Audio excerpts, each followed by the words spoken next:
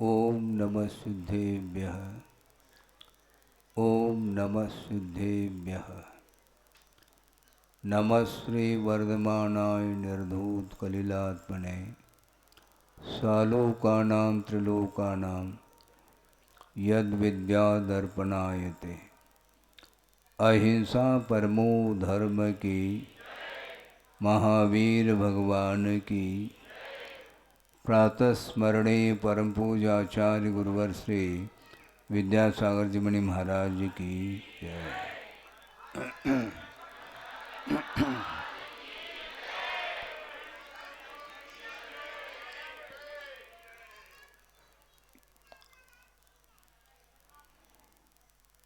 पर्युषण पर्व समाप्त होकर के 2-3 दिन हुए हैं और कुंडलपुर सिद्ध क्षेत्र के समीपवर्ती जनता यहाँ पर आई है।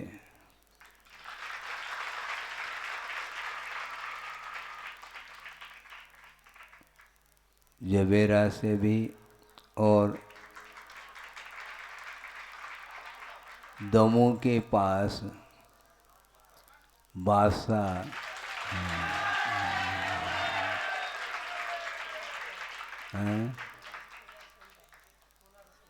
हाँ कोलारस से भी आए हैं, बता रहे हैं महाराज। हाँ बिल्कुल, आप शांति से बैठिए। हाँ, ये बासा एक ऐसा गांव है, गुरुदेव के संग में मैं था। सन 76-77 से बासा परिचय में आया है और ऐसा लगता था कि दमोह से गड़ाकोटा और रेहली जाना होता तो सबसे पहले बासा पड़ जाता है। और उस समय मैं क्षुल्लक अवस्था में था, ऐलक अवस्था में भी था और मुनि अवस्था में भी। वहाँ से ऐसा लगता था कि ये सर्विस बस है। हाँ, कि बासा से दमोह, दमोह से बासा, पता नहीं कितने बार गुरुदेव का वहाँ पर आना हुआ, आप लोगों को शायद ज्ञात ना हो। हाँ, बहुत सारे छोटे छोटे बच्चे होंगे, उस समय नहीं थे जो आज ताली बजा रहे हैं। और वहाँ के समाज ने बहुत अच्छे भाव लेकर के यहाँ पर आई है। और जो प्राचीन मंदिर था, जो जीर्ण शीर्ण हो रहा था, और उसका पुनः क्या नव निर्माण करने की भावना सबकी है क्या नहीं? हाँ, कोई रहना नहीं चाहिए सदस्य। हाँ, आबाल वृद्ध जो भी हैं उन सभी की भावना है, पवित्र भावना को लेकर के वहाँ की समाज आई है। और वहाँ पर दुर्लभ सागर जी महाराज और उनके साथ ऐलक जी, दया सागर जी हैं और एक क्षुल्लक जी भी हैं, निर्धूम सागर जी। बहुत अच्छे ढंग से दुर्लभ सागर जी ने प्रभावना की है और साधना के साथ उन्होंने प्रभावना की है। सुना वहाँ पर 16 कारण, हाँ, और 32 दिवसीय सुना था कि वहाँ पर शिविर लगा था। और दुर्लभ सागर जी ने भी एक आहार एक उपवास करके उसको संपन्न किया है। साधना के साथ प्रभावना कर रहे हैं। और आप लोग भले ही देहात के माने जाते हैं, किंतु हाथ दिया है धर्म के साथ। इसलिए अच्छे ढंग से उस कार्य को आप संपन्न करेंगे, क्योंकि धर्म की आराधना करने के लिए आयतनों की आवश्यकता होती है। जिन चैत्य और जिन चैत्यालय की भी आवश्यकता पड़ती है, और वहाँ पर इस प्रकार जनालय को बनाने का आपने संकल्प किया है, और वह संकल्प जल्दी जल्दी वह मूर्त रूप लें, साकार रूप लें, ऐसी भावना हमारी भी है, ध्यान रखो। हाँ, क्योंकि धर्म की आराधना करने वाले आप लोग हैं, और हम भी यही चाहते हैं कि जहाँ कहीं भी आप रहते हैं वहाँ पर अपने परिवार का पालन पोषण करते हुए, कर्तव्य का निर्वाह करते हुए, धर्म के लिए भी कुछ समय निकाला करो। और नवनिर्माण कर रहे हैं, इसलिए हम चाहते हैं कि वहाँ पर जितने भी लोग हैं वह सारे के सारे पूजन अभिषेक का नियम ले। यदि करते हैं तो अच्छी बात है, यदि मान लो नहीं भी करते हैं तो करने का भाव आपके अंदर आना चाहिए। मान लो छोटे बच्चे हैं, स्कूल जाते हैं, वह प्रतिदिन नहीं भी कर पाते हैं, कोई बाधा नहीं, किंतु कम से कम संडे तो पूजन अभिषेक होना चाहिए।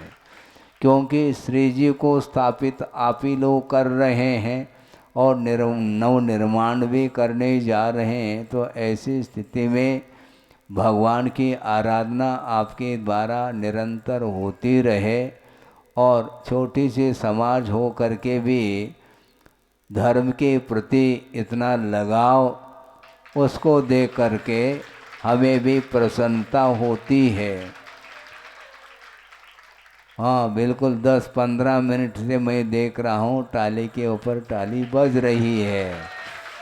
अभी हमने प्रवचन चालू किया ही नहीं, अभी भूमिका तक नहीं बनाई, इसके उपरांत भी ऐसा लग रहा है कि प्रवचन एंड होने को हो रहा हो।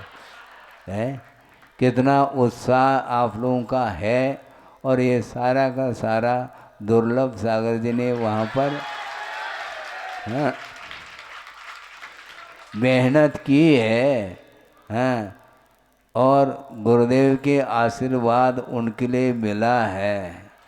आचार्य महाराज से वो दीक्षित हैं, और दीक्षा कब हुई आपको ज्ञात है? 2004 में या हैं? हाँ 2004 में है ना। हाँ हाँ, यहाँ पर भी आनंद सागर जी विराजमान हैं मंच पर। हाँ 2004 में 25 दीक्षाएँ हुई थी, और उसमें दुर्लभ सागर जी का भी नंबर था। इस प्रकार निरंतर ज्ञान का अर्जन और साधना के साथ धर्म प्रवाहना करने के लिए वो लगे हैं, और इस प्रकार उनके माध्यम से आप लोगों को लाभ मिल रहा है, और लगभग 2 महीने हो चुके हैं, और 1.5 महीना लगभग शेष है चातुर्मास का। इसलिए अच्छे स्पीड के साथ कार्य करना चाहिए। ऐसा नहीं कि कीड़े के चाल से चलो, ऐसा नहीं, बिल्कुल रफ्तार होनी चाहिए। जल्दी से जल्दी जिनालय को बनाने का प्रयास आप लोगों को करना चाहिए। और वहीं पर पास में जवेरा ग्राम है, वहाँ पर भी आरिका संघ है, शायद प्रशांत मदी जी का चातुर्मास चल रहा है। हाँ, ये सारे सारे बड़े बाबा के कुंडलपुर सिद्ध क्षेत्र के इर्द गिर्द ही आप लोग रहते हैं, और ये मैं समझता हूँ कि बड़े बाबा का ऐसा प्रताप है, उसके माध्यम से आप लोग धर्म की ओर अग्रसर हो चुके हैं। मैं ज़्यादा नहीं कहना चाहता, 10-1 मिनट में विषय आपके सामने रखूं, क्योंकि प्रभावना होनी चाहिए। जितनी प्रभावना करो उतना कम है, क्योंकि जिस प्रकार उत्साह के साथ आप लोग दुकान आदि चलाते हो, उससे भी ज़्यादा उत्साह, उससे भी ज़्यादा लगनशीलता धार्मिक कार्यों में होना चाहिए। क्योंकि जो पूर्वजों ने जो निर्माण करके गए हैं, जिनालय आदि का निर्माण किया है, और उसको आगे तक सुरक्षित रखने के लिए नया जनरेशन जो सामने है, युवा वर्ग, उनको भी आगे आना चाहिए। मैं इसलिए कह रहा हूँ क्योंकि जो वृद्ध हो चुके हैं वो एक स्थान पर बैठ करके वो धर्म ध्यान करेंगे, उनके द्वारा ज़्यादा कार्य नहीं हो सकता। इसलिए वो उनके निर्देशन में युवा वर्ग आगे आकर के उत्साह के साथ इस प्रकार के कार्यों में भाग लेना चाहिए, क्योंकि करने का समय तो यही है। वृद्धावस्था होने के उपरांत करने के लिए शरीर साथ नहीं देता, किंतु जिन्होंने अनुभव किया है इतने दिन तक सब कार्य करते हुए, उनका अनुभव लेते हुए उनके मार्गदर्शन में, निर्देशन में अच्छे ढंग से जिनालय का निर्माण हो, और उसमें जो पुरानी प्रतिमाएं हैं वो तो हैं ही, और भी मान लो कोई नई प्रतिमाओं को भी स्थापित करने का मन हो रहा हो तो उसको भी अच्छे ढंग से करके एक महोत्सव है, कौन सा, हाँ, पंचकल्याणक। बुंदेलखंड की ये परंपरा है कि देहात देहात में भी भले ही वह 10-20 घर की समाज भी क्यों न हो, कि वहाँ पर देखने में आता है सिंगई, हाँ, सिंगई की परंपरा, सिंगई, सवाई सिंगई आदि आदि, ये यहीं पर परंपरा है। हाँ, श्रीमंत और सेठ ये सब सारी सारी उपाधियाँ मिलती हैं। तो इस प्रकार ये हमने सर्वप्रथम गुरुदेव के संघ के साथ था, सन 77 में प्रथम पंचकल्याणक देखने को हमें अवसर मिला था। द्रोणगिरी में, सिद्ध क्षेत्र द्रोणगिरी में एक ही रथ चला था और बहुत ही अच्छे ढंग से सानंद संपन्न हुआ था। पहले बहुत पंचकल्याणक होते तो थे, किंतु इतनी मात्रा में नहीं जितनी कि वर्तमान में हो रही हैं।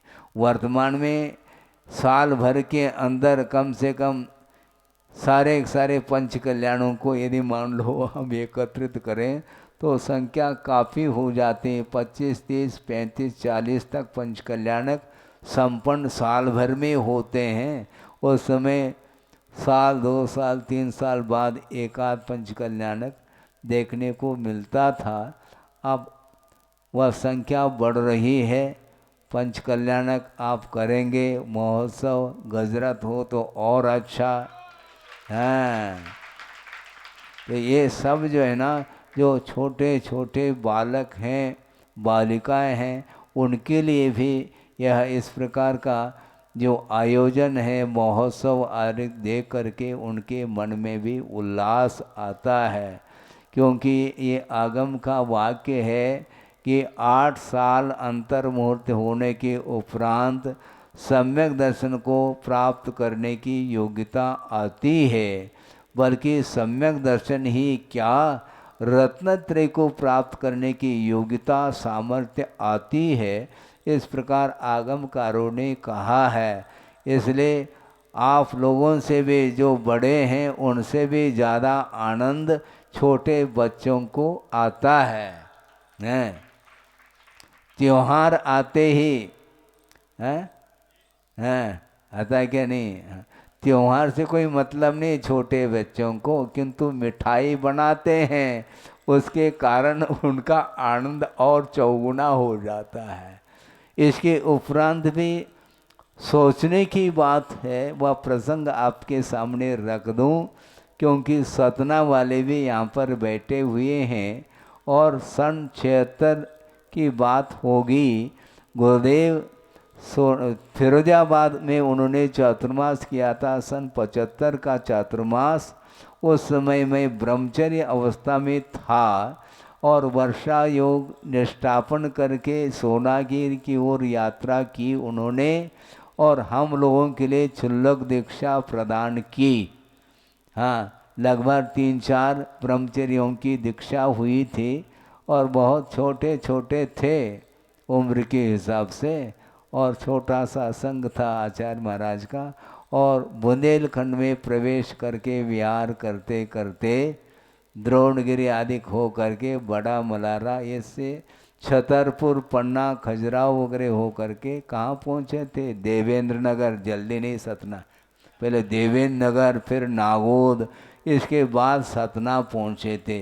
और सतना में लगभग मुझे ध्यान है 1 सप्ताह उनका प्रवास रहा होगा, है 8वें दिन वही 1 सप्ताह 7-8 दिन रुके थे।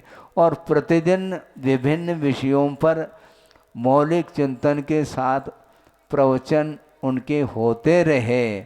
और एक दृश्य हमें देखने को मिला, वह प्रसंग आपके सामने रख रहा हूँ। प्रवचन करने के पहले गुरुदेव की पूजा हो रही थी और एक परिवार उसमें देखने को मिला, वो भी उसमें शामिल थे पूजा में, और छोटे बच्चों को भी साथ लेकर के आए थे। और जैसे ही अष्टमंगल द्रव्य के माध्यम से पूजा होने लगी और मोक्ष फल प्राप्त ये फलम ऐसा जो कहा, उस समय एक छोटा सा बालक था, 8-1 साल का होगा, 10 साल का हो सकता है, किंतु उसने बड़े परिश्रम से पैसा एकत्रित किया था। किसके लिए? जेब खर्च के लिए। जेब खर्च तो जानते हैं। और उसने उन पैसों से चॉकलेट खरीदा था, और जैसे ही पूजन में फल चढ़ाए सब लोगों ने, उसने मुट्ठी भर चॉकलेट चढ़ाया। हमें अभी भी वह दृश्य सामने देखने को मिल रहा है। सोचो, विचार करो। कहने के लिए तो वो बच्चे नादान माने जाते हैं, किंतु बुंदेलखंड की ये विशेषता देखने को मिली है। छोटे छोटे बच्चों में भी संस्कार, धार्मिक संस्कार आप लोगों ने दिए हैं, उसका ये परिणाम ये निकलता है। बहुत कठिन काम है। उस समय आधुनिकता नहीं थी और वर्तमान में आधुनिकता इतनी बढ़ चुकी है, तो आबाल वृद्ध एक ही लाइन में खड़े मिलते हैं। इसलिए हमारा बार बार आप लोगों के लिए कहना है, हालांकि आप लोग अच्छी प्रभावना कर रहे हैं, इसमें कोई शक नहीं, संदेह नहीं है, किंतु आधुनिकता से थोड़े बचने का पुरुषार्थ करिएगा। क्योंकि मंदिरों का निर्माण करके, श्री जी को स्थापित करके, उनकी आराधना करते हुए हम अपने जीवन को व्यतीत करेंगे, किंतु साथ साथ आधुनिकता जो है उससे अपने आप को बचाने का पुरुषार्थ करना चाहिए। नहीं है तो निश्चित रूप से धार्मिक संस्कार बढ़ नहीं पाएंगे। उसमें विकास यदि होगा, आत्मा की उन्नति यदि होगी, तो परिसर को बिल्कुल धार्मिक बनाने का पुरुषार्थ करना चाहिए। धार्मिक वातावरण पहले जो था उसके मुताबिक वर्तमान में वह वातावरण देखने को नहीं मिलता है। संख्या तो काफ़ी बड़ी है और यह पूरी सभा भी खचाखच भरी हुई दिख रही है, इसमें कोई संदेह नहीं, किंतु आधुनिक साधनों के माध्यम से हमारे संस्कार, धार्मिक संस्कार धूमिल हो रहे हैं। इसलिए आप लोगों का कर्तव्य है, छोटे छोटे बच्चे हों चाहे बड़े हों, उन सब के लिए त्याग के क्षेत्र में आगे बढ़ना है। दान के क्षेत्र में तो आप आगे बढ़ चुके हैं, इसमें कोई ज़्यादा कहने की बात नहीं है, किंतु त्याग के क्षेत्र का अर्थ है भक्षा भक्ष का विवेक रखते हुए अपने को चलना चाहिए।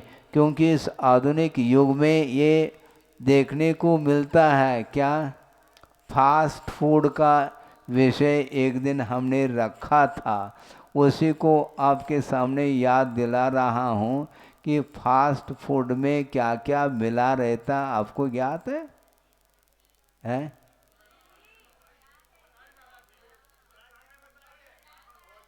क्या क्या मिक्सचर होता है, मिक्स होता है, ये तो बोलो। है? हाँ हाँ, देखो ये सब क्या है, ये वो जहाँ पर वो चीज़ें बन रही हैं, उनका जहाँ पर उत्पादन हो रहा है, वहाँ पर जा कर के देखेंगे तो मुझे लगेगा कि कभी भी सेवन करने का भाव नहीं आएगा। किंतु बाज़ार में जो पैकिंग हो करके वो चीज़ें आती हैं, उसमें आपको यह अनुमान तक नहीं लग सकता कि इसमें कुछ मिक्सिंग हुआ है। उसमें अब अपने मुख से कहना अच्छा नहीं, क्योंकि जैन कुल में पैदा होने के उपरांत भी उस प्रकार के वस्तुओं का सेवन करना कतई उचित नहीं है। चाहे वो बिस्किट हो, चाहे डबल रोटी हो, चाहे चॉकलेट हो, चाहे अनेक प्रकार के कुरकुरे बोलते हैं आप लोग, हाँ वो कुरकुर आवाज़ आ जाते हैं, लेकिन ये ध्यान रखो कितने जीवों का उसमें संहार हुआ है, इसके बारे में कह नहीं सकते। इसके उपरांत भी ऐसे ऐसे वस्तुओं को उसमें मिला करके उसको बनाया जाता है और उसकी सुगंधी फैल जाती है, किंतु जो उसमें डाला गया है उसकी गंध उसमें से नहीं आती है। इसलिए लगता ऐसा है कि बिल्कुल यह वेज है, किंतु वेज नहीं, नॉन वेज है। और अपन जैन हैं, जैनेतर बंधु भी सुनते हैं कि कम मात्रा में सेवन होता है, ऐसा हमने सुना था।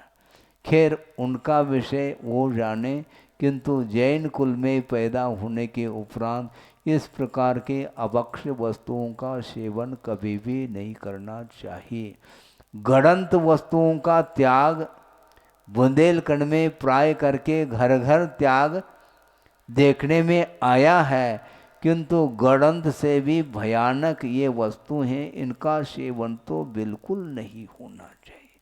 क्योंकि आप ही लोग कहते हैं, क्या कहते हैं, जैसे खावे अन्न वैसे होवे मन, और जैसे पीवे पानी वैसे होवे वाणी।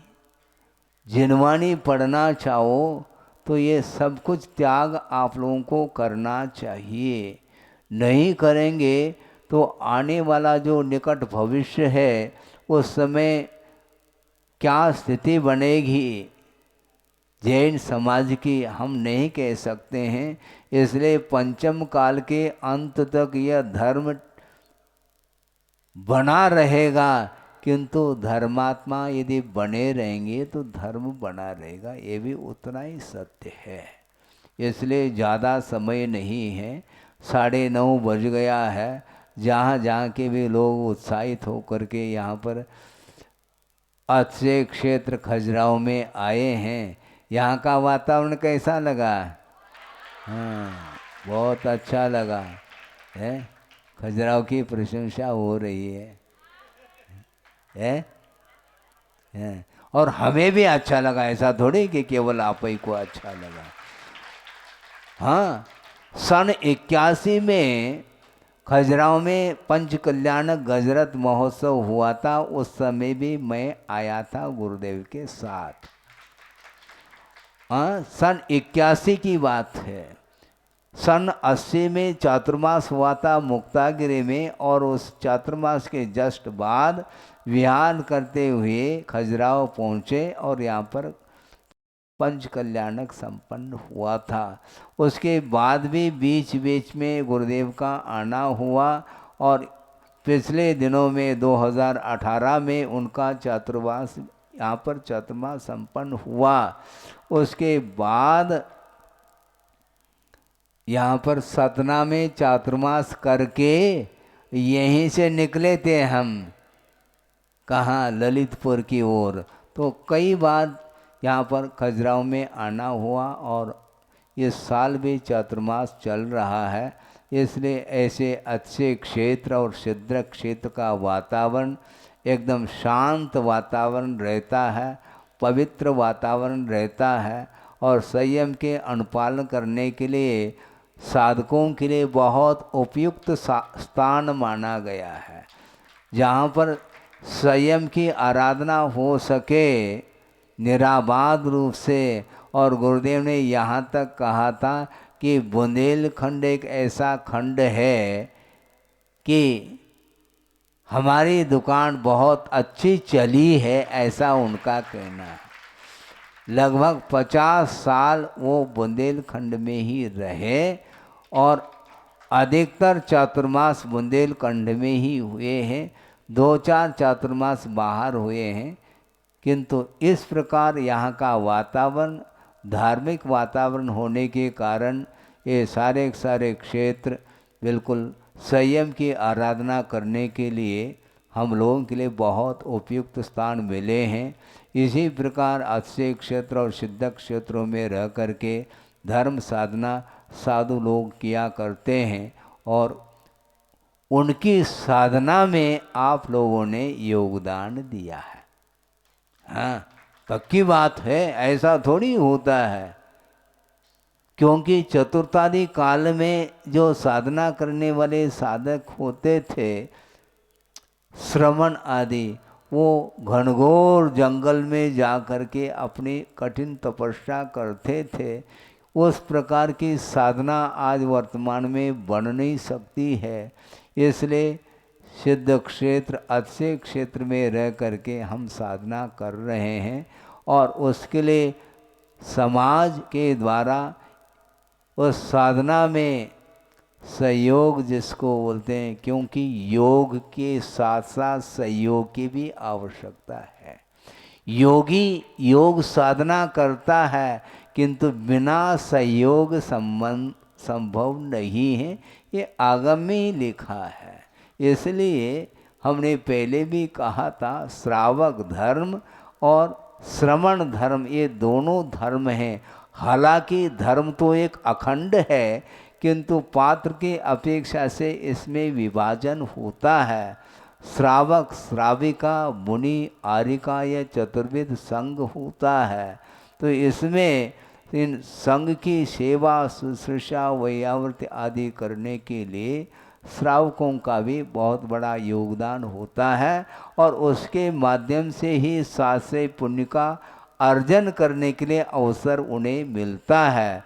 इस प्रकार आप लोग जहाँ से भी आए हैं वहाँ पर रह करके और अच्छे ढंग से इसी प्रकार प्रभावना के साथ जीवन व्यतीत करें। इस पवित्र भावना के साथ अहिंसा परमो धर्म की जय। बोधि समाधि परिणाम शुद्धि स्वात्म